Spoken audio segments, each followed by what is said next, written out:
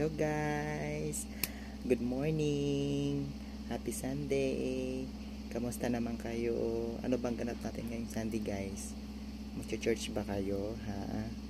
Ano ko, dito pa ako ngayon sa room. Ayan, pasensya na kayo guys sa background ko guys. Oh.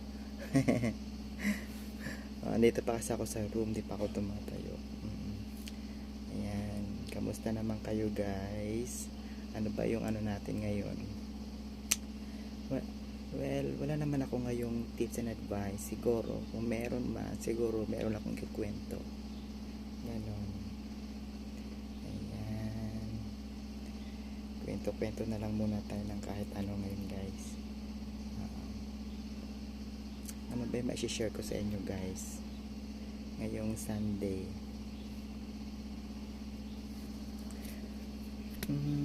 Siguro guys yung ma-share ko ngayon sa inyo guys, yung siguro yung ano guys, yung about naman sa kung paano pagkakasyahin yung kapipiranggot na sweldo sa pang-araw-araw natin, 'di ba? Ang hirap naman siguro ata noon.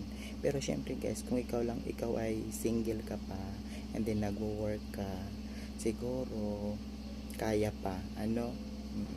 Kasi kumbaga konti pa lang yung konsumo mo, yung ganun, hindi pa siya malaki, kumbaga sarili mo lang naman kumbaga like sa pagkain, tubig, ilaw, bahay, hindi naman ganun kalaki. Like compare sa may pamilyado ka ng asawa, syempre malaki ng konsumo yun guys, 'di ba?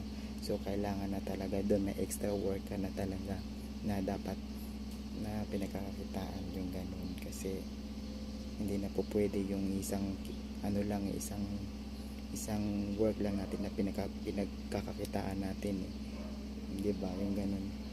So kailangan talaga siya meron kang ano extra. Yan. Pero syempre guys, kapag halimbawa single ka, kailangan mo pa rin syempre mag-budget. Kasi pag kumikita ka sa isang buwan ng 10,000 o 15,000, dapat pag dumating na yung sweldo mo, iba-budget mo na yan. Dapat andoon na yung para sa kuryente, tubig, ilaw, ganon, and then sa pagkain, bahay kung nag-renta ka o nag-bibid spacer ka, yung ganon.